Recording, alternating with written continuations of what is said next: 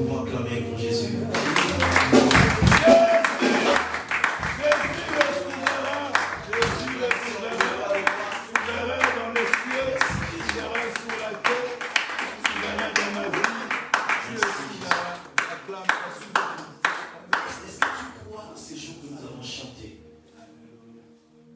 Jésus reviendra pour enlever l'Église. Quand la trompette va sonner, est-ce que tu crois que maintenant, là, s'il est révélé, que tu pouvais faire partie de ceux-là qui vont partir? Alléluia. Est-ce que tu crois ça? Que s'il révélait maintenant, là, avec l'état de ton cœur, parce que tu connais toi-même ton cœur. En quel état il se trouve aujourd'hui?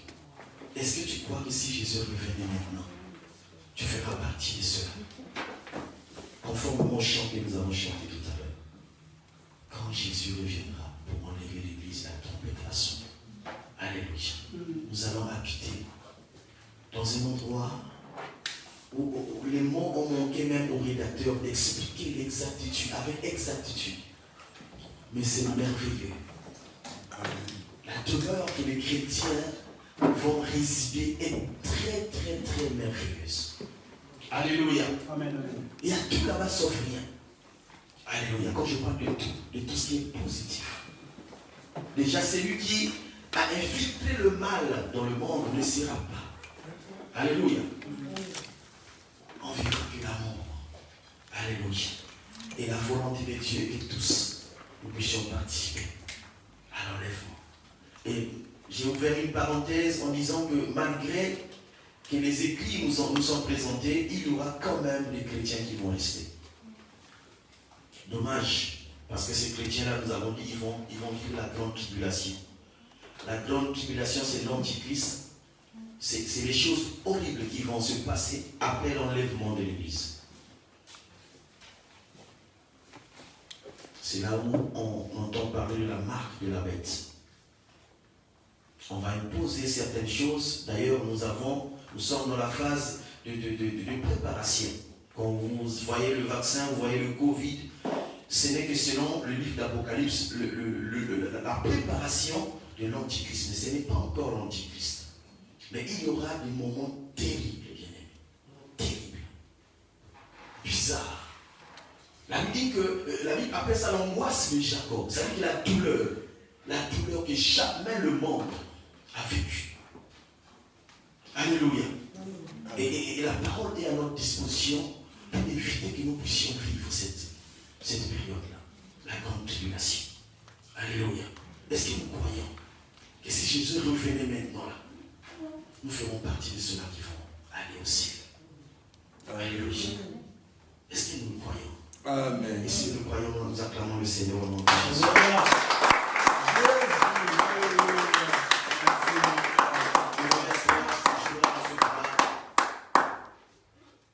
On se verra ces jours-là au paradis avec Jésus. Et ça sera merveilleux. Quand on se retrouve ensemble et qu'on regarde le frère, qu'on regarde la sœur, je dis finalement tous, c'est comme dans un voyage quand nous achetons les billets. Et tant que tous ne sont pas dans l'avion, on a des doutes. N'est-ce pas, homme de Dieu? On a des doutes. Tu t'es caché, on a des doutes. Il faut que toute la famille soit dans le vol pour qu'on se rassure. Alléluia. Et je ne sais pas quel état, dans quelle position notre pasteur sera. Il va certainement regarder. Il va commencer à contrôler tout le monde. Est-ce que cela que j'ai conduit? L'évangéliste va commencer à regarder les visages. Est-ce que c'est vrai le travail que nous avons fait? Est-ce que finalement ils ont participé? Alléluia. Ces jours-là, grands. Alléluia. Et notre prière tous les jours est que nous ne puissions pas rater ces moments-là. Parce que personne ne connaît le jour. La Bible typifie sa venue comme un voleur qui vient au milieu de la nuit. Il n'avertit personne. Si on était averti de l'arrivée du brigand, du voleur, tout le monde se mettait à la porte avec peut-être une machette, un fusil, avec un couteau pour l'attendre. Mais elle a dit que Jésus viendra comme un voleur. À l'heure où le propriétaire de la maison ne s'attendait pas. Pendant que tu ronfles, pendant que tu dors. Alléluia. C'est en ce moment-là qu'il va arriver. Alléluia. Et il faut vraiment beaucoup penser à ça. Moi, ma priorité, c'est cela. Parce que depuis que j'ai compris que ma vie ici-bas est tellement courte. Alléluia. Et que la vie éternelle est pour moi. Je ne pense pas, je ne regarde pas trop. Maintenant, là, depuis que j'ai compris ça, à la vie présente. Quand Paul pouvait dire, je regarde à la couronne qui m'attend. Alléluia. Ça ne sert à rien de gagner une voiture, de gagner une maison, de gagner beaucoup d'argent et de perdre son salaire. Ça ne sert à rien de rentrer en conflit avec un frère ou une sœur.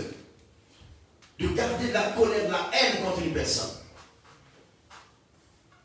Au début de la semaine, j'ai reçu les images d'un pasteur qui était invité en Afrique du Sud. Et quand on empoisonné, et le pasteur est décédé. Quand j'ai vu ça, j'ai dit, bon, aujourd'hui l'internet, après il y a tellement de choses, des images falsifiées, j'ai pas cru. Quand j'ai reçu pour la deuxième fois, non, j'ai commencé à réaliser. Et quand j'ai reçu pour la troisième fois, c'est le pasteur qui m'a envoyé. Avec des commentaires, avec ma femme aussi la quatrième fois, j'ai réalisé que c'était sérieux. Un pasteur qui était invité en Afrique du Sud pour aller prêcher la bonne nouvelle. Mais qui ne savait pas que la mort l'attendait là-bas. Arrivé là-bas, je ne sais pas si c'était le café qu'on avait servi, je ne sais pas si c'était de l'eau. Il est monté, il a prêché, mais il ne se sentait pas bien. Et il a dit au pasteur de l'assemblée. J'étais bien arrivé, j'étais en bonne santé, je ne sentais rien du tout. Mais depuis que j'ai commencé, depuis que j'ai pris ce verre, je ne sais pas, de café ou d'eau, je sens comme s'il y a quelque chose en moi qui m'empêche de bien respirer. Et en final de compte, on l'a amené à l'hôpital, il s'est étouffé, le pasteur est décédé. Et j'ai vu les images même à l'hôpital, comment le pasteur priait pour lui. Il lui demandait de revenir à la vie. Je ne sais pas si c'était le responsable de l'église ou c'était un ami parce qu'il appelait par son nom d'enfance, un truc comme ça. Et ça m'a marqué. Toute la semaine, j'étais touché. J'étais touché. Et ça, c'est le cœur. C'est pourquoi aujourd'hui, on va vraiment insister sur le cœur. Et que Dieu bénisse son serviteur. Le cœur de l'homme. Le cœur de l'homme est compliqué. La personne que tu fais confiance, la personne que tu peux même inviter, donner tout ce que tu as. Et c'est la personne qui, et je ne sais pas, cet homme étant mort, il a perdu une faculté. Et s'il pouvait revoir sa vie, parce que déjà accepter une telle invitation, ça veut dire que c'est quelqu'un qui était proche de lui.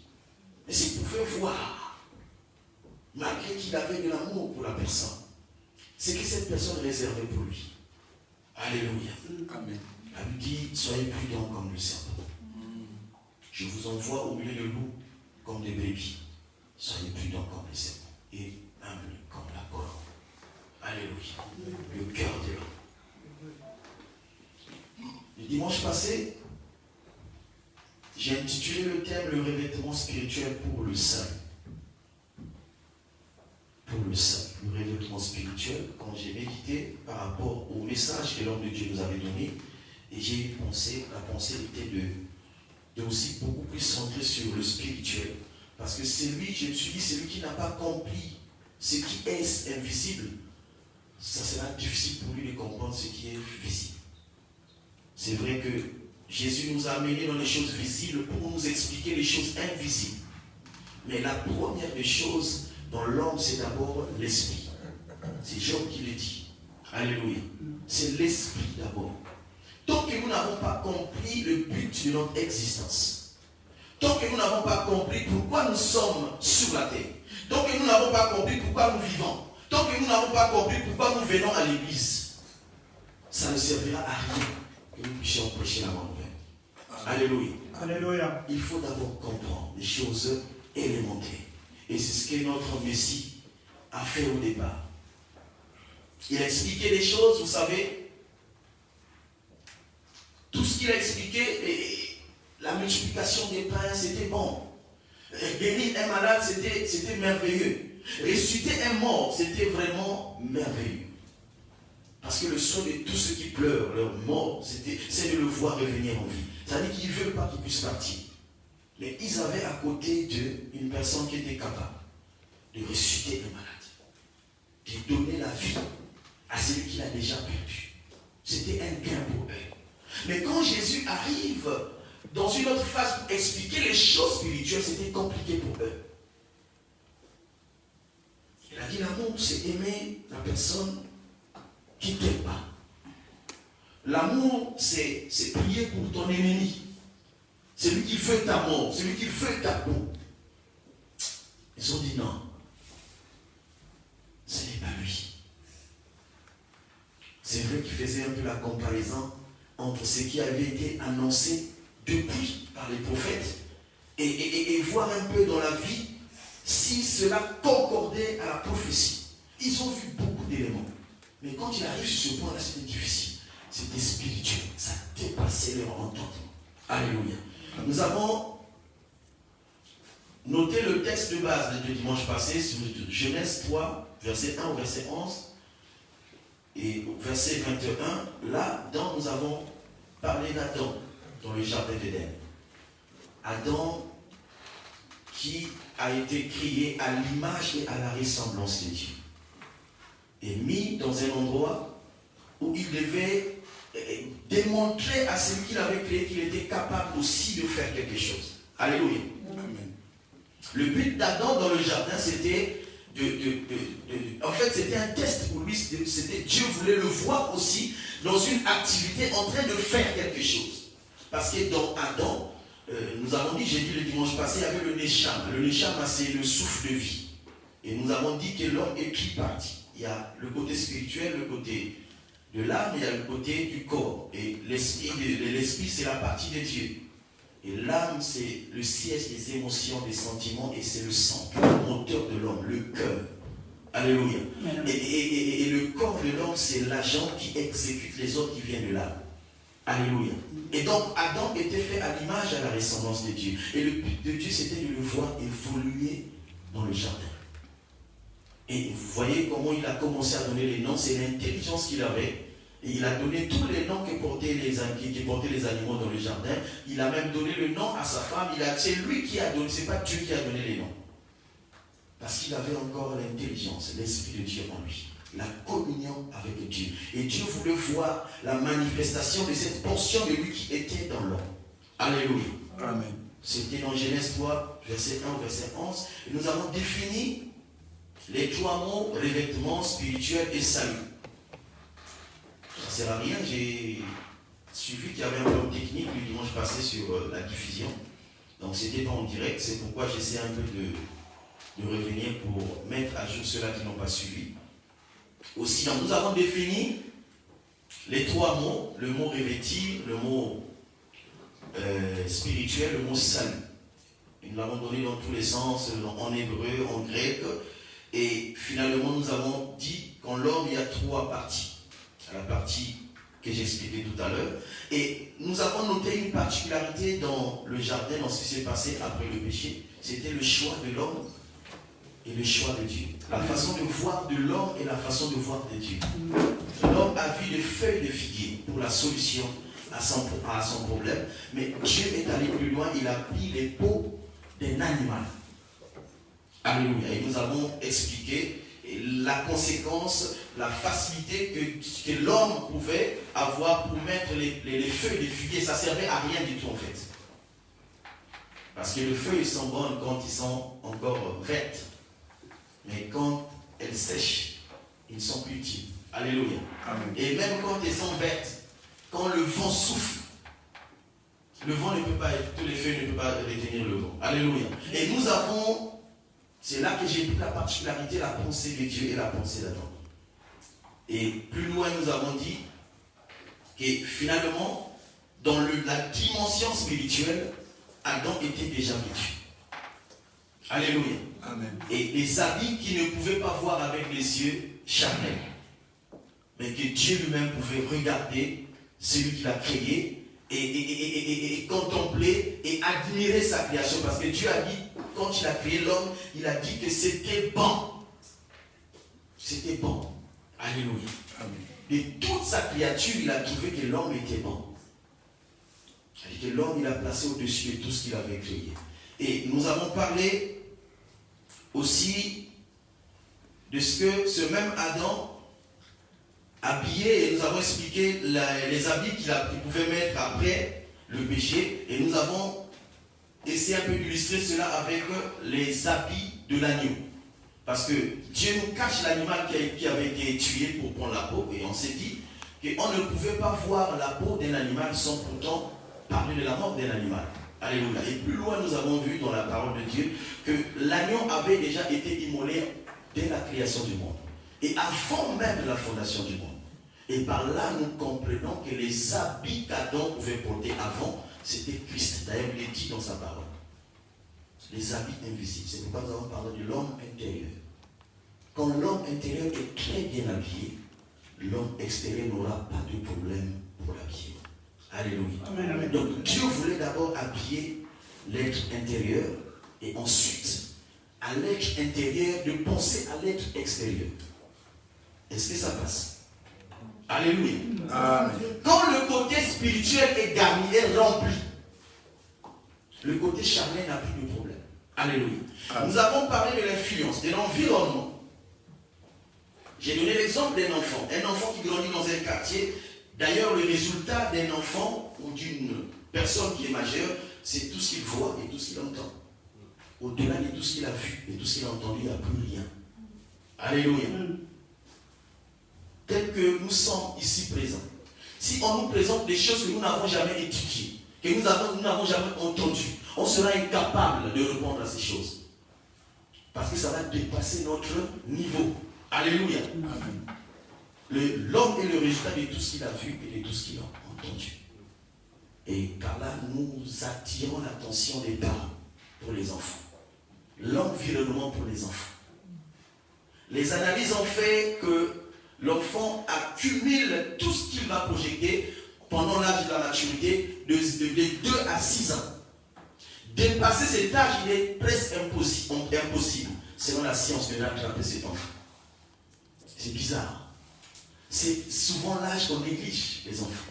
Surtout les enfants qui grandissent avec les grands-parents. On ne corrige pas. Et le surpoids ici, en Europe, on ne frappe pas les enfants. Mais dans la Bible, Dieu frappe. Alléluia. Est-ce que vous savez que Dieu a une chicotte? Quand il parle de châtier, c'est frapper avec amour pour le but de donner une bonne correction. Parce qu'il y a des moments où tu as parlé, l'enfant n'a pas écouté.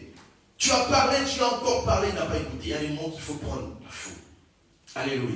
Et l'enfant qui comprend, il a compris, oui. C'est que j'ai atteint un niveau où il faut obéir. Alléluia. Il faut apprendre nos enfants. Donc, le problème du cœur que nous avons parlé au début, c'est un problème de l'environnement. Est-ce que ton cœur aujourd'hui est environné de quoi? Regarde à ton cœur, rentre dedans de toi. Rentre dedans de toi. Regarde ton cœur. Est-ce que ton cœur est rempli de quoi? La Bible dit qu'une source ne peut pas en même temps donner de l'eau amère et de l'eau douce. Ce n'est pas possible. Et c'est par l'abondance du cœur que la bouche parle. C'est-à-dire que quand on voit une personne assise qui n'a jamais parlé, on ne connaît pas son identité. Alléluia. Tu ne peux pas le connaître. Voilà pourquoi c'est dangereux de vivre avec des gens qui ne parlent jamais. Ah oui. Il y a des gens qui les présentent sous une forme d'humilité. Non, ce n'est pas l'humilité. Il faut parler. Il faut qu'on écoute ce que tu penses. Il faut que tu exposes quelque chose. Alléluia. Sinon, on ne comprendra rien de toi.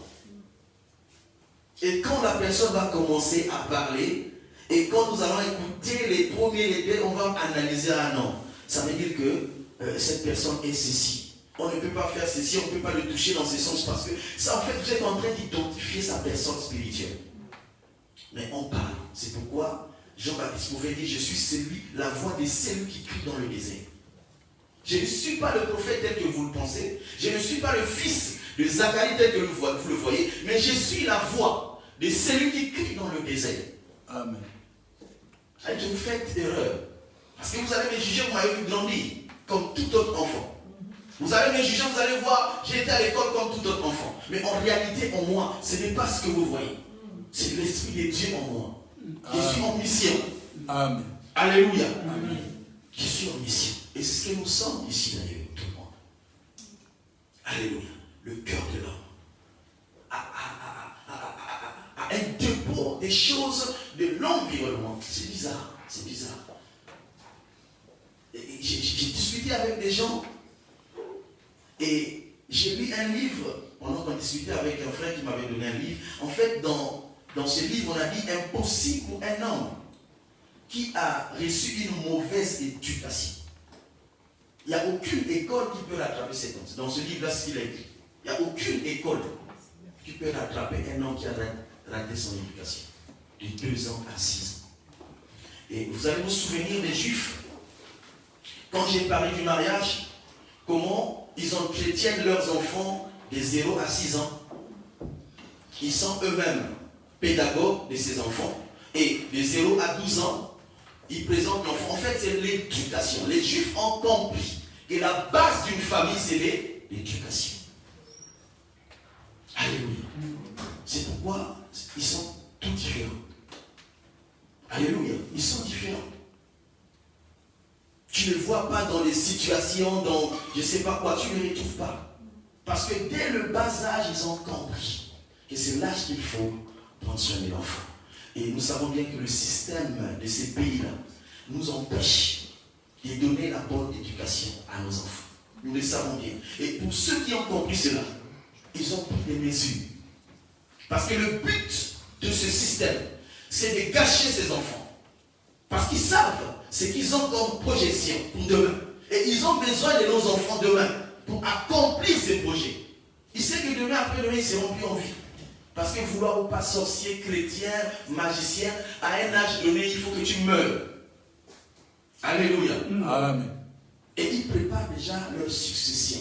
Et ceux qui vont les succéder, ils pensent à nos enfants. Et nous, les chrétiens, nous sommes là. On est présents. On prêche parfois.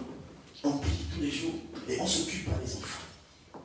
On leur laisse le temps avec les téléphones, avec la télévision, avec tout ce qu'ils ont mis à la disposition. Sachant que derrière chaque image, il y a un message. Un message. Le cœur de l'homme. Ça se prépare dès le bas âge. Dès le bas âge. Et quand j'ai parlé du cœur de l'homme, j'ai parlé du comportement, les habits spirituels. J'ai énuméré cela, c'était les œuvres, les comportements. Nous avons parlé des fins lins. Les fins lins, c'est en fait une étoffe plutôt qui est faite à base du lin. Mais la particularité de ces tissus, c'est la couleur blanche. En fait, quand on parle du fin lin, on fait allusion à une couleur. La couleur blanche. Et nous savons que dans la parole de Dieu, la couleur blanche, c'est la sainteté. La sainteté. Alléluia. Et Dieu veut nous voir dans l'habit de la sainteté, revêtu de gloire et de puissance. L'habit que Christ avait. Et nous avons d'ailleurs dit que Jésus est mort tout nu à la croix. Il n'avait pas d'habit sur lui. Il n'avait pas d'habit. Et j'ai aussi dit que, quelque part, pour ceux qui viennent, qui s'habillent pour impressionner ou pour montrer aux gens qui peut-être ils savent mieux habiller que les autres. Dieu n'a rien à voir avec tes habits. Rien à voir avec tes habits. Dieu regarde au cœur. Dieu préfère encore prendre quelqu'un qui a un t-shirt, un short, mais qui a un cœur penché vers lui. Que celui qui est habillé. Nous avons l'histoire, l'illustration de l'histoire de l'homme riche et le pauvre Lazare. Alléluia. La Bible dit que l'homme riche était vêtu de fin lin. Et vous savez, le fin lin, comme j'ai expliqué, c'était l'image, ça donnait l'image de quelqu'un qui était juste, quelqu'un qui était saint. Et si on pouvait identifier, qualifier cet homme riche, on disait qu'il était chrétien, il était bien. Alléluia. Mais dans son cœur, il n'avait pas les bonnes choses. Déjà, rien que par l'explication de l'histoire, on a dit que le pauvre Lazare vivait des miettes. Ça veut dire qu'il était assis, il mangeait le poisson en entier et il jetait les arêtes. C'est le pauvre Lazare qui se nourrissait de ses arêtes. Un homme qui a de l'amour ne peut pas faire ça. Et la Bible dit que les 200 morts sont décédés. L'autre, le pauvre Lazare s'est retrouvé dans le sein d'Abraham. Le sein d'Abraham. J'aime ça. Le sein d'Abraham, c'est le lieu de repos que Dieu a réservé pour ceux-là qui sont morts en Jésus. Alléluia. C'est le sein d'Abraham. Là-bas, c'est la douceur. En fait, tu vis déjà. Dieu est bon. Tu vis déjà l'avant-goût du paradis dans le sein d'Abraham. Parce que quand nous lisons dans la Bible, là où il avait envoyé l'homme riche, on l'appelle le mauvais riche aussi, et il n'avait rien. En fait, il lui manquait même de l'eau. Il dit que c'était le tourment. Le mot, c'est le tourment. Et vous savez ce que ça veut dire, le tourment? Si on vous fait tourner 5, 6, 7, 8, 10, vous allez voir qu'il y aura des vertiges, n'est-ce pas? Mais le lieu s'appelle le lieu de tourment. La Bible ne signifie pas s'il y avait un feu, s'il y avait... Mais le lieu de tourment, ça veut dire que le lieu qui te rend mal à l'aise déjà. Et tu es là-bas. Mais il te laisse des envies. C'est ça qui est bizarre. Il dit que tu peux avoir soif, mais tu n'as pas l'eau. Il ne te tue pas les envies, mais il te laisse avec tes envies. Mais tu es dans ces lieux. C'est comme si on se jetait en prison. Mais on ne te donne rien. Déjà tu es en prison, tu n'es pas libre, mais on te prive de la nourriture. Alléluia. Amen. Le cœur de l'homme. Le cœur de l'homme. Le cœur de l'homme. L'homme est donc le résultat de son environnement. Et ce matin, Dieu m'a mis à cœur de parler d'un sous-thème. Le sous-thème est la part de l'homme. La part de l'homme. Comprenez la part de l'homme dans le revêtement. Alléluia. Amen. La part de l'homme dans le revêtement. Nous allons lire un texte. Homme de Dieu, je peux m'aider à la lecture. Nous sommes dans 2 Pierre 1, verset 5 au verset 15.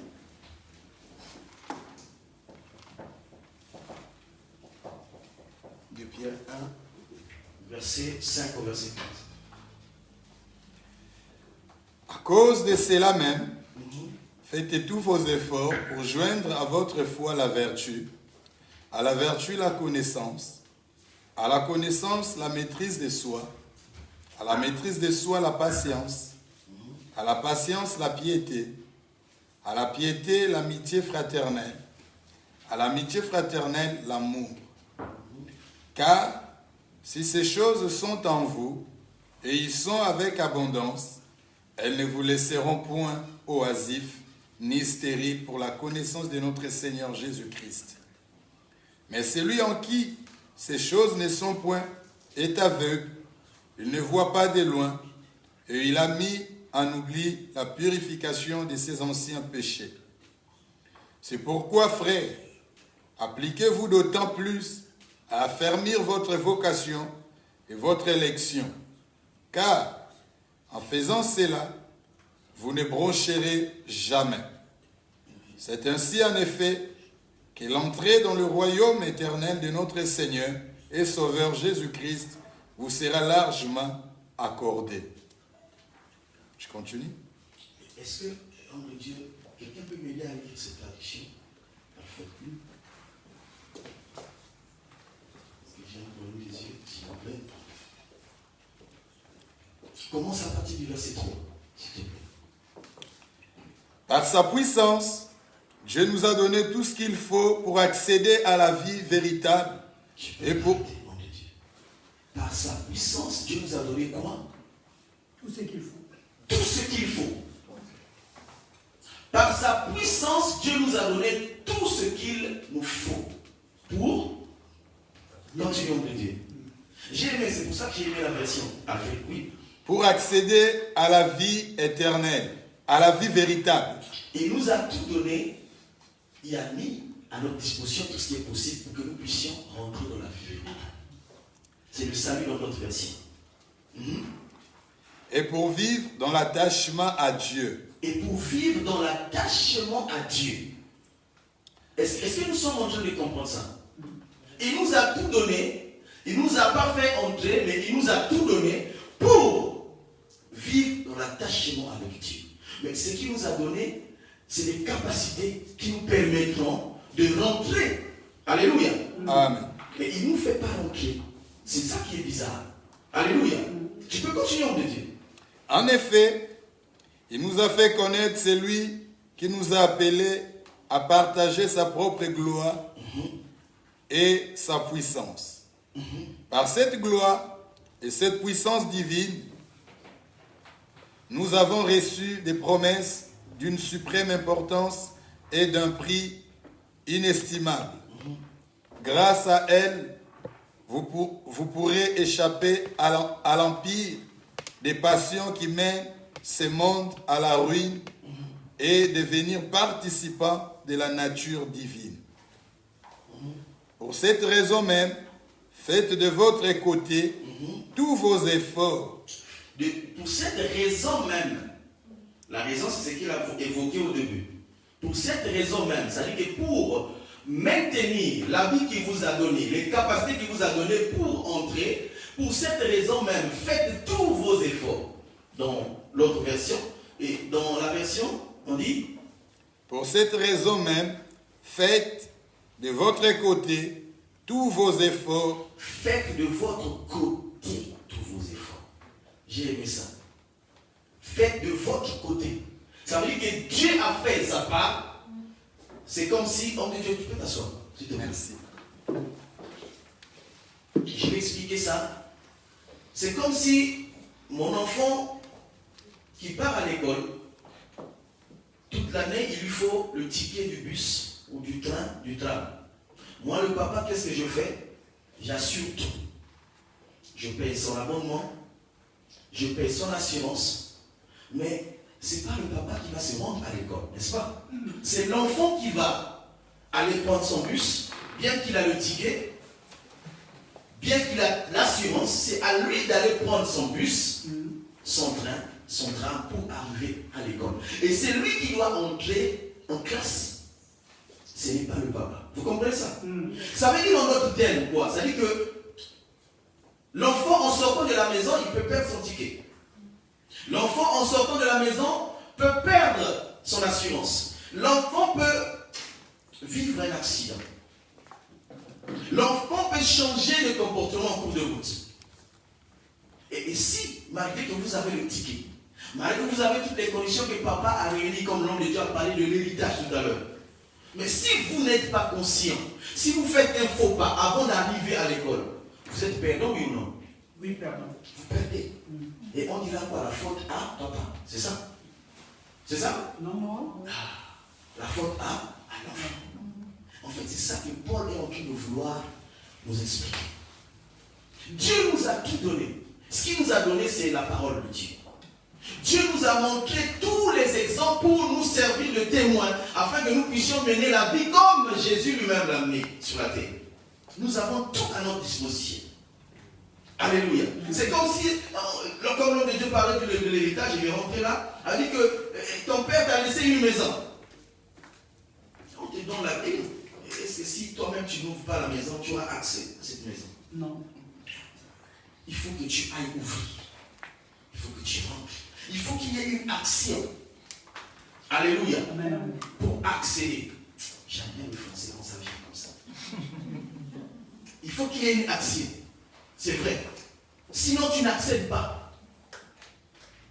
Tu vas rester dehors. C'est pourquoi la Bible dit, aussi longtemps que tu es encore à l'âge de l'enfant, tu ne diffères pas un esclave. Aussi longtemps que tu n'as pas encore compris les choses spirituelles, tu ne diffères pas à un ignorant. Il faut comprendre la volonté de Dieu, afin que tu vives la vie du christianisme ici sur la terre. En fait, nous vivons déjà le salut sur la terre. Pour celui qui a compris le salut. Parce que le salut, nous l'avons défini comme étant la délivrance, la sécurité. Tout cela, nous voyons même que comment on a défini le salut comme le nom de notre maître. Yeshua, qui veut dire le secours de Dieu. C'est lui qui sauve. Alléluia. Et dans le cœur de l'homme, c'est pourquoi j'ai dit, je vais insister sur le cœur. Dans le cœur de l'homme, en fait, quand nous avons grandi, nous avons reçu des choses, et quand la parole de Dieu arrive dans notre vie, le but de la parole, c'est quoi? C'est nous effacer un peu de tout ce que nous avons reçu depuis notre enfance. Et ça, c'est par le concours du Saint-Esprit. Alléluia. C'est pourquoi on peut lire Romains 12, verset 2 aussi. Romains 12. Je vais expliquer d'une manière simple. Vous savez la Bible? J'ai lu par la version... Non, même notre version. Romains 12, verset 2. Donc, tu peux commencer avec le premier verset, sur verset 2. Et c'est comme j'ai discuté avec un frère, je disais, mais vous savez que la Bible, les versets, les chapitres sont venus après. C'était les hommes qui ont pensé avec les chapitres, les versets. La Bible, c'est une histoire. C'est-à-dire que c'est un père comme notre papa, Samuel. Il se met devant nous, il nous explique une histoire. Il n'y a pas de chapitre, il n'y a pas de verset. Amen. Alléluia. Amen. C'est comme ça que la Bible est constituée. C'est-à-dire que c'est l'histoire de Paul, c'est ce qu'il racontait à ses enfants. L'histoire de Jean-Baptiste, c'est ce qu'il racontait aux gens.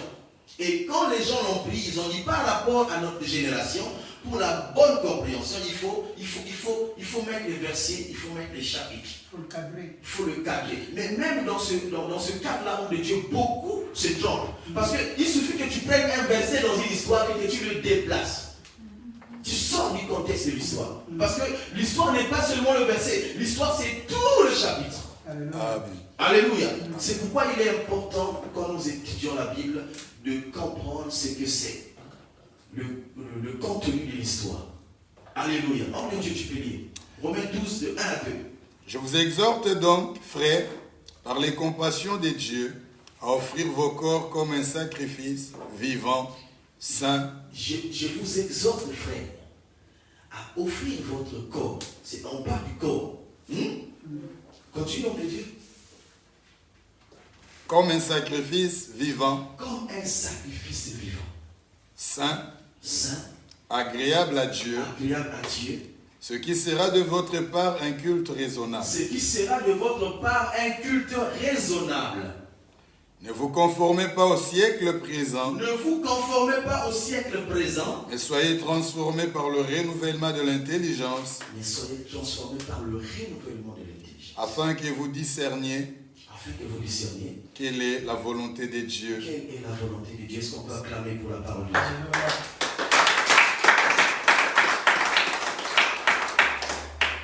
Le problème ici, tu peux t'asseoir en Dieu.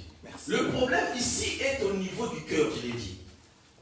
En fait, quand nous avons reçu des choses dans l'environnement que nous avons grandi, ça peut être les membres de ta famille. Tu peux être mal entouré de tes propres frères et sœurs. C'est possible. On le voit dans beaucoup de familles aujourd'hui. Et d'ailleurs même, de nos jours, les grands ennemis, ce sont des frères biologiques. Ce sont des sœurs biologiques. On peut être mal entouré. Nous voyons comment Dieu veut bénir un homme. Dieu veut passer par un homme pour bénir les générations futures. Il choisit Abraham. Mais ce qu'il demande à Abraham, c'est de sortir du milieu de sa famille biologique. Alléluia. Parce que l'environnement que vivait Abraham n'était pas adéquat pour qu'il reçoive la promesse de Dieu. Il fallait qu'il sorte. Alléluia. Et tout ce que nous avons reçu de notre enfance, le mensonge, l'adultère, l'impudicité, et je ne sais pas quoi encore tu peux ajouter. Et quand nous sommes en Jésus, en fait, la personne que nous avons dit qui est la partie de Dieu, c'est la partie que Dieu s'intéresse. C'est l'esprit d'abord. Elle dit que ceux qui l'adorent en esprit et en vérité. Alléluia. Amen, amen. En esprit et en vérité. Et je vais dire quelque chose de compliqué. En fait, Jésus, quand il est venu délivrer l'homme, quand on parle de l'adoption et on parle de la rédemption, on ne parle pas du corps. Vous êtes d'accord avec moi? On parle d'abord de l'esprit. Jésus est venu d'abord récupérer une partie de lui, sauver une partie de lui qui est l'esprit. C'est pourquoi il dit les vrais adorateurs adorent le Père d'abord en esprit et en vérité. L'adoration, ce n'est pas chanter, ce n'est pas danser. C'est l'état d'esprit d'abord. C'est lui qui a compris son état, sa position vis-à-vis de celui qui l'a créé, l'adore même les yeux fermés, sans acclamer, sans bouger. Il est tranquille, mais il est dans la position de la soumission. Amen. Amen, amen. La soumission. En fait, l'adoration, c'est la soumission. La soumission. Alléluia. Amen. L'adoration, c'est la soumission à Dieu. Et il est venu sauver l'esprit. Et quand vous comprenez, c'est pourquoi Paul disait des choses compliquées. Et pour ceux-là qui n'avaient pas l'esprit vraiment, c'est difficile de le comprendre. En fait, les choses que Pierre pouvait expliquer avec ses mots plus simples, d'une manière plus simple, mais par rapport à son niveau, ça paraissait compliqué. Alléluia. Amen, amen. Alléluia. C'est bizarre. Jésus qui vient pour libérer, il dit à la croix, tout est accompli. Tout sauf rien. Mais il y a un problème au niveau du cœur, il y a un problème au niveau du corps. Et c'est compliqué. Alléluia. On me dit, est-ce qu'on peut prendre Romains 8 à partir du verset 18 pour avoir un peu les béquilles sur ce qui s'est dit, sinon ça va paraître comme une doute. Alléluia. Romains 8. À partir du verset 18. Je ne l'ai pas noté, mais je crois que c'est ça. Romains 8 à partir du verset 18 jusqu'au verset 23 ou 24. J'estime que les souffrances du temps présent ne sauraient être comparées à la gloire à venir qui sera révélée pour nous. Aussi la création attend-elle avec un ardent désir la révélation des fils de Dieu. Aussi la création attend-elle avec un ardent désir la révélation du Fils de Dieu.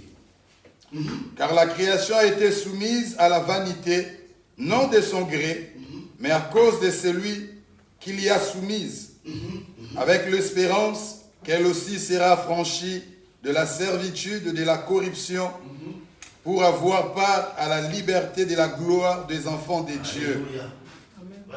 Or, nous savons que jusqu'à ce jour, la création tout entière soupire. La création tout entière soupire. Et souffre les douleurs de l'enfantement. Et ce n'est pas elle seulement. Mais nous aussi qui avons le prémisse de l'esprit. Nous aussi qui avons le prémisse de l'esprit. Les prémices là, c'est par Jésus. Vous savez, ça vient du mot premier. Et nous, par Jésus, nous sommes devenus premiers. Et nous aussi, nous souffrons. Et la suite, nous soupirons à nous-mêmes en attendant l'adoption, la rédemption de notre corps. Car c'est en espérance que nous sommes sauvés. Tu peux t'arrêter là, homme de Dieu.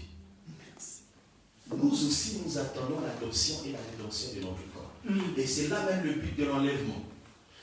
Quand la trompette va sonner, la Bible dit que c'est d'abord les morts qui vont être ressuscités en premier. N'est-ce pas? Vrai ou faux? Et pourquoi les morts en premier? Alors que les acteurs, normalement, c'est ceux-là qui sont en action. C'est nous, les vivants. Mais pourquoi il va d'abord prendre ceux qui sont morts? C'est pourquoi? Parce qu'ils sont esprits. Que Dieu te bénisse. Parce qu'ils n'ont plus le corps. Alléluia. Parce que ce qui leur reste, c'est la particularité, la partie de Dieu. Et ça sera facile pour eux l'enlèvement. Mais pour nous, ça sera difficile. Pourquoi? Parce que nous avons encore le corps. Le corps. Le corps n'est pas sauvé. Ce que Paul veut dire en fait, c'est quoi? C'est que Dieu t'a donné toutes les capacités nécessaires.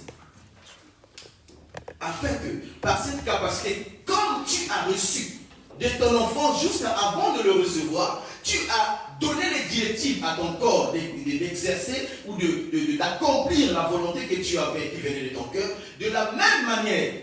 Yes.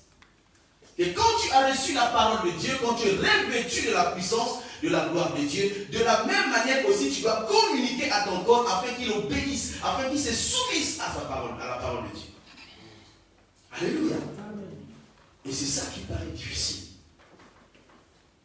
Et quand nous réfléchissons, nous disons, mais en réalité c'est vrai, parce que quand nous avons grandi, il suffisait de demander à son corps d'aller se battre, d'aller faire quelque chose, mais le corps exécutait aussitôt. Alléluia. Mais qu'est-ce qui coûte à un corps quand tu lui demandes de gêner et qu'il obéisse aussi et gêne? Vous comprenez ce que je dis? c'est le voici. En fait, c'est que Pierre est en train d'expliquer. La deuxième épître de Paul, c'est que l'homme de Dieu a lu tout à l'heure. Paul avançait en âge. Et on nous donne la date de la rédaction, c'est à peu près aux environs l'année 66 après Jésus-Christ. Et quand nous prenons l'âge de Pierre, il était le plus âgé des disciples. Ça veut dire qu'il avait plus de 30 ans. Parce que l'âge de la maturité, à l'époque de Jésus, c'était 30 ans. Ça veut dire qu'il était plus âgé que les autres qui avaient 30 ans. On peut lui attribuer 40 ans, 50 ans, n'est-ce pas? Mais quand cette histoire est en train d'être racontée, c'est à l'année 66. Et si nous prenons 66, nous ajoutons avec 50 ou 40 ans. Ça veut dire qu'il était déjà avancé en âge, n'est-ce pas? Pierre était déjà vieux. Et comme le désir, comme l'homme qui avait la charge, la responsabilité des âmes, alléluia. Est-ce qu'il y a des moments où on sent cette responsabilité? C'est-à-dire que tu sens que tu es le gardien de ton frère. Tu es le gardien de ta soeur. Est-ce que tu sens cette charge-là? Ça, c'est la preuve. Et si vous comprenez bien dans la version, après, puis en fait, quand il arrive à l'amour fraternel, c'est qui te conduit à l'amour agapé. C'est-à-dire que tu ne peux pas avoir de l'amour agapé, c'est l'amour de Dieu. L'amour qui donne sans attendre de ton frère, ta soeur en retour, quelque chose. C'est l'amour que Dieu a manifesté envers le monde. Alléluia. Amen. Et pour l'avoir, il faut fournir des efforts. En fait, ce qu'il est en train de dire à la fin, vous allez comprendre, c'est que si tu n'as pas ces éléments-là, tu n'iras pas. Tu ne seras pas enlevé. Et quand tu cites ces éléments-là, c'est en fait comme un fruit, qui dit, je crois dans Éphésiens, un fruit qui incarne tous les éléments qui vont te permettre d'alimenter la foi. Parce que là, la foi est déjà dans la vie du chrétien. Nous avons déjà la foi. Il parle aux hommes qui ont déjà la foi. Mais ce n'est pas seulement la foi. Il faut ajouter des aliments pour nourrir ta foi. Parce que l'année qu'il est en train d'éditer ce message-là, nous sommes dans le temps de la fin.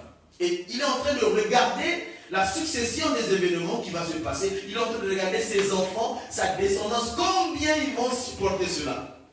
Et vous savez que dans Jean 21, 19 à 20, Jésus lui avait déjà prédit sa mort, comme martyr. Et d'ailleurs, il le cite dans ce qu'il dit. Je suis en train de voir ma mort conformément à la vision que le maître m'avait donnée. Tu étais un enfant, tu étais jeune, tu faisais tout avec ta force, mais un jour tu deviendras vieux. Et c'est les gens qui vont te prévalider partout. Tu n'auras plus la force. Et effectivement, il est poussé en âge et il est en train de regarder la prophétie du maître s'accomplir. Il pense peut-être qu'il va mourir demain après. Mais qu'est-ce que je vais laisser à ses enfants? Et il voit le temps de la fin. Le temps de la fin, c'est... Et vous savez, c'est quand le temps de la fin a commencé? Quand on parle du temps de la fin. Ça a commencé quand? À la Pentecôte. C'est vrai? C'est vrai? Le frère dit que le temps de la fin a commencé le jour de la Pentecôte. On peut lire, c'est bien, on en profite un peu du tout. On peut lire Actes 2, verset 17. C'est la répétition de Joël 2. Parce que souvent ça cause problème. Le temps de la fin, le temps de la fin. Il y a des gens qui pensent qu'on n'est pas encore arrivé au temps de la fin. Il y a des gens qui pensent que le temps de la fin est déjà passé et nous sommes au temps de la grâce. Alors nous sommes finalement dans quel temps? Actes chapitre 2, verset 17. Dans le dernier jour, dans les derniers jours, dit Dieu, je répandrai de mon esprit sur toute chair. Je répandrai mon esprit sur toute chair. Vos fils et vos filles prophétiseront. Vos fils et vos filles prophétiseront. Vos jeunes gens auront des visions. Vos jeunes gens auront des visions. Et vos vieillards auront des songes. Et vos vieillards auront des songes. Continue. Oui, sur mes serviteurs. Oui, sur mes serviteurs. Et sur mes servantes. Et sur mes servantes. Dans ces jours-là. Dans ces jours-là. Je répandrai de mon esprit. Je répandrai de mon esprit. Et ils prophétiseront. Et ils prophétiseront. Parole du Seigneur. Amen. Est-ce que nous pouvons répondre à la question? Le temps de la fin a commencé quand? Mais c'est le jour de la Pentecôte que Dieu te bénisse, frère. Le jour de la Pentecôte a donné double naissance. La naissance de l'Église et la naissance du temps de la fin. Le temps de la fin a commencé le jour de la Pentecôte. Il est en train de répéter ce que Joël 2 a dit.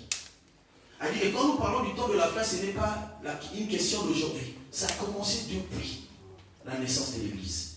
Mais seulement, il y a une période, il y a une succession de périodes, il y a une succession des événements qui sont contenus dans cet espace-là du temps de la fin. Et Pierre est en train de le voir de loin. Le Covid que nous vivons aujourd'hui, les Pôles ne l'ont pas vécu. Alléluia. Aujourd'hui encore, il y a des pays qui sont sous des bombes depuis des années. Il y a des gens qui n'arrivent même pas à manger. Parce qu'il y a des guerres qui ne s'arrêtent pas. Nos ancêtres ne l'ont pas vécu. Alléluia. Donc, Pierre était en train de voir ces éléments-là. Et il est en train, comme vous lisez dans la Bible d'études, vous allez voir comment on a énuméré les périodes, les problèmes que Pierre voulait traiter. Il y avait des faux docteurs. Et qui savaient que la foi qu'eux avaient posée sur dans la vie de ces enfants, il devait avoir des gens qui viendront après et qui vont poser d'autres enseignements sur ce qu'ils avaient déjà posé. Et ils mettaient en garde l'Église. C'était plein de choses. C'est le souci d'un papa qui voit sa mort et qui regarde à la vieillesse de ses enfants. C'est le proverbe qui le dit. Instruis tes enfants selon la voie qu'ils doivent suivre, afin que quand ils seront vieux, qu'ils ne s'en détournent point. Est-ce que tu as déjà vu la vieillesse de tes enfants? C'est-à-dire que voir ton enfant, ton dernier-né, à l'âge de 100 ans, sachant que tu ne seras pas là. Alléluia. Tu le vois à l'âge de 50 ans. Parce que c'est impossible, un enfant qui a 2 ans aujourd'hui, et que toi tu as 50 ans aujourd'hui, que tu vois. Non, c'est vrai. Maintenant là, je sais qu'il y a d'autres contrées où les parents, ils arrivent à 120 ans, 130 ans, mais c'est difficile. Difficile. J'ai un ami qui m'a dit, voyant son père à l'âge de 90 ans, il dit, je ne souhaiterais pas atteindre cet âge. C'est difficile. Tu redescends, tu deviens comme un bébé. Tu ne sens plus rien, tu ne parles plus comme tout le monde. Alléluia. Est-ce que nous avions déjà pensé à l'avenir de nos enfants? Pendant qu'on se préoccupe des choses d'aujourd'hui, est-ce qu'on pense un peu à la projection de ce qui va se passer après? Alléluia. On pense aux voitures, on pense aux maisons, on pense aux habits. Est-ce que nous pensons que l'héritage qu'il faut pour nos enfants, c'est des biens matériels? Non. C'est la parole de Dieu. C'est la parole de Dieu. Et c'est ce que Pierre voulait inculquer à ses enfants. Sachant qu'ils avaient reçu déjà à la base, et sachant qu'il devait y avoir des personnes qui devaient venir introduire, on appelle les mal affermis, c'est-à-dire que ceux-là qui ont lu la Bible, mais qui n'ont pas compris la Bible, mais qui pensent qu'ils ont la capacité d'interpréter la Bible. Ils ont la volonté, mais ils n'ont pas la capacité. Alléluia. Amen. Ou encore ceux-là qui ont étudié, qui ont compris, mais qui viennent pour le but de détourner l'attention de l'Église. Il y a 2 dimensions des enseignants dans ce type que Pierre voulait traiter. Alléluia. Et il voulait laisser. D'ailleurs, à la fin, il dit, je le laisse afin que quand je ne serai plus là, que vous vous souveniez de tout ce que je vous ai dit. Parce que vous allez les voir venir, vous allez les entendre parler. Mais quand vous allez les entendre, vous vous souviendrez de tous ces paroles que je suis en train de vous annoncer. Alléluia. C'est des faux. Alléluia. C'est des faux. Est-ce que nous pouvons aujourd'hui dire, voilà, c'est cette parole que nous recevons. Est-ce que la mettre en pratique, c'est un problème? On peut toucher la soumission, n'est-ce pas? C'est la soumission. Parce que nous avons dit le dimanche passé que le corps, c'est l'esclave de l'âme. En fait, le corps, c'est un agent où tu lui dis, amène-moi à tel endroit, il n'a pas à se contredire. Il doit s'élever et t'amener. Mais la personne qui l'amène, ce n'est pas le corps, c'est l'esprit. En fait, en l'homme, c'est l'esprit. Le corps n'est qui n'est pas. Voilà pourquoi on peut te couper le bras, on peut te couper même le pied. Ce n'est pas toi. On peut te couper et tu es toujours vivant. C'est ton esprit qui vit. Alléluia. Amen, amen. Mais quand l'homme de Dieu nous a dit, quand quelqu'un meurt, la première des choses, c'est le sang qui est vidé. Tu n'as plus de sang, tu n'as plus de vie. Mais si on te coupe la main, tu vis. On te coupe le pied, tu vis. Alléluia. Amen. Et c'est de cette personne-là qu'il s'agit. Et si nous avons compris comment cette personne-là doit s'habiller, et nous allons finalement comprendre comment habiller la personne extérieure. Alléluia. D'ailleurs, l'habillement, moi je dis que c'est un problème de coutume aussi. Ce que nous utilisons dans la parole de Dieu, c'est la coutume juive. Au-delà des habits sacerdotaux qu'on nous a montré dans Exode 28, je crois, verset 1 à 2, mais nous avons la vie normale des Hébreux. Et ici en France, c'est les vestes, les cravates, les pantalons, tout ce qu'il faut, mais ce n'est pas dans tous les pays. Il y a des pays où ils se mettent tous en tunique. J'ai vu comment en Turquie, les hommes et les femmes, comment ils se mettent en tunique. J'ai vu dans d'autres contrées où les hommes et les responsables, comment ils mettent un pâle comme une femme, mais c'est leur coutume. Rien à voir avec ce que Dieu nous recommande. Dieu veut d'abord que nous soyons revêtus spirituellement. C'est de ça qu'il est question d'abord. Et quand l'être spirituel va être très bien habillé, vous verrez que même dans le choix des vêtements que tu mettras, ce n'est pas toi qui vas choisir, c'est l'esprit en toi. C'est la personne spirituelle qui va faire le choix à ta place. Et vous savez, aujourd'hui, nous l'avons dit le dimanche passé, comment la mode nous présente le vêtement. Et nous savons bien que je ne connais pas un chrétien couturier. Je ne connais pas, j'en connais pas. Si j'en connaissais ici à Nice, peut-être c'est là-bas que je partais acheter mes habits pour l'enrichir parce que nous sommes frères. Mais je ne connais pas. Et de tous les couturiers que je connais, les grands couturiers, c'est des méchants. C'est des gens qui sont dans les loges. Et leur but, c'est de dénigrer le corps. Parce que le corps, notre corps est le temple du Saint-Esprit. Amen. Ils te font des habits, ils te mettent des trous de partout. Tu ne fais pas attention. Mais quand tu portes, tu sens qu'il y a c'est un symbole caché. C'est pour exposer une partie de toi. Alléluia. Amen, amen. Pour t'exposer. Tu humilies. Ça passe. Vous savez, il y a des milieux où les gens ils disent, bon voilà, ça va. Mais tu vas arriver dans un milieu où les gens sont bien armés spirituellement. Ils vont te regarder. Il y a des milieux que tu vas porter ces habits-là qui vont passer. Mais il y a des milieux que tu n'arriveras pas. Ou peut-être que tu vas t'infiltrer. L'homme de Dieu nous a dit dans les habits de fête. Un infiltré s'est retrouvé. Pourtant il était habillé, mais les habits ne correspondaient pas à la fête. Et on lui a mis dehors. Alléluia. On lui a mis dehors. Nous devons manifester, montrer. D'ailleurs, la Bible dit que la foi vient de ce qu'on entend. Ce qu'on entend vient de la parole de Dieu. Et la foi, elle est comment? Elle est invisible. On ne peut pas voir la foi. Et c'est là que Jacques intervient en disant, une foi sans œuvre est une foi morte. Ça veut dire que tu as la foi, mais tu dois manifester cette foi. Amen, amen. Tu es habillé intérieurement et tu dois le manifester aussi extérieurement. L'homme nous a donné l'exemple d'un fou. Comment le fou s'habille? Moi je connais un fou de chez moi, et quand tu le vois, il a des chaînes de partout, il a au moins 50 habits sur lui. Il devient comme ça. Et tu sens que c'est un fou. C'est son intérieur qui le fait habiller comme ça. Amen. Alléluia. Amen. C'est ton et son intérieur. C'est par l'abondance du cœur que la bouche parle. Et si nous voulons vivre dans l'environnement de Jésus, avoir les habits de Dieu, comme Adam l'avait auparavant avant le péché, nous devons armer notre esprit de la parole de Dieu. C'est pourquoi vous voyez, Christ a demandé aux disciples de prier, ne fût-ce qu'une heure de temps. En fait, quand on mange tous les jours, quand on s'habille, en fait, on fait plaisir au corps. Et je l'ai dit le dimanche, et quand tu achètes un habit, est-ce que tu penses à l'habit intérieur? L'habit intérieur, c'est des œuvres. J'ai parlé de Tabitha, Dorcas.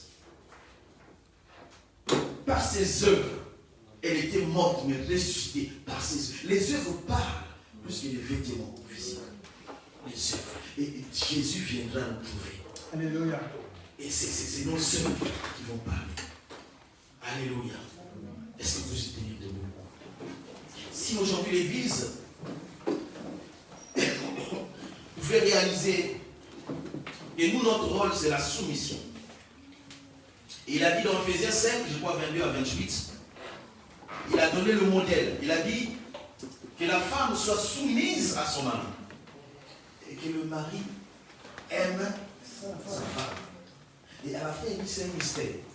Et il donne l'exemple, en fait, il dit, comme Christ a aimé l'Église, le mari doit aimer sa femme comme Christ a aimé l'Église.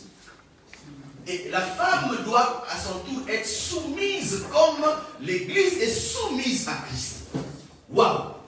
Et j'ai aimé, pendant le partage, quelle est l'équation la plus difficile dans les deux? C'est l'équation de l'homme, vous savez? La soumission, c'est simple. Tu me dis ce qu'il y a à faire, je le fais.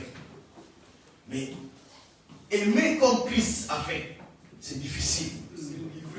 C'est livrer, donner sa vie. Ça veut dire qu'un brigand rentre chez toi. C'est toi le premier à mourir. Tu meurs en premier. On ne touche pas ta famille sans te toucher. Est-ce qu'il y a une femme qui est soumise ce matin? Est-ce que c'est difficile de se soumettre à la parole de Dieu? Est-ce que c'est difficile de se soumettre à son mari?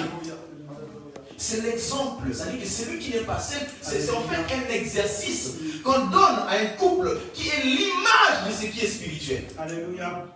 Une femme qui est soumise, c'est celle qui est sauvée. Un mari qui aime sa femme, c'est celui qui est sauvé. Et c'est ça l'Église. C'est ça l'Église. Et l'Église doit être soumise à la tête. La tête qui est Jésus-Christ de Nazareth. Est-ce qu'on peut acclamer pour la parole?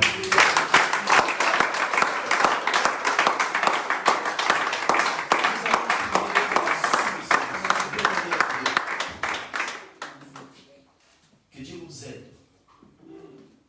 Que Dieu nous aide. Dans Homme de Dieu, peut nous lire rapidement 1 Thessaloniciens 5, 23. C'est que Dieu attend de nous. Et ensuite, nous allons prier. 1 Thessaloniciens 5, 23.